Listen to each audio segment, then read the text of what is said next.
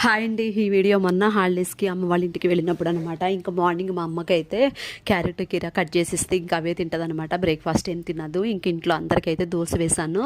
ఇక్కడ హైదరాబాద్లో ఉన్నప్పుడు పల్లి చట్నీ అవి ఇవి చేస్తాను కదా, తినడానికి బోరుగా ఉందని చెప్పి నేను ఆవకాయ వేసుకొని తింటుంటే మా బుడ్డోళ్ళు కూడా అట్లే ఫీల్ అయినట్లున్నారు. వాళ్ళు కూడా మాకు కూడా ఆవకాయ వేయి మమ్మీ అని అంటే ఇంకా దోశలు వాళ్ళకి కూడా వేసి ఇచ్చాను, తింటున్నారు. జెన్సీ అక్కడ చిన్నగా అంటించుకొని తింటుంది. ఈ చిన్న గులాబీ మొక్క మేము ఇంటికి వెళ్ళినప్పుడల్లా ఒక్క పువ్వు అయినా పోస్తుంది అనమాట. జాయ్సీ హ్యాపీగా పెట్టుకుంటుంది. ఆ చిన్న వైట్ అండ్ పింక్ కలర్లో ఉన్న ఫ్లవర్స్ని మీరైతే ఏమంటారు? మా సైడ్ అయితే వాటిని నేల గులాబీ అంటారు. ఈ రేగు మొక్క పెద్ద పెద్ద కాయలు రోడ్డు సైడ్ అమ్ముతుంటే ఇంకా అవి తిని గింజ మా అమ్మ ఆ మట్టిలో పెట్టిందంట. మంచిగా మొక్క వచ్చింది. అది ఎంతకాలానికి పెద్దదవుతుందో చూడాలి.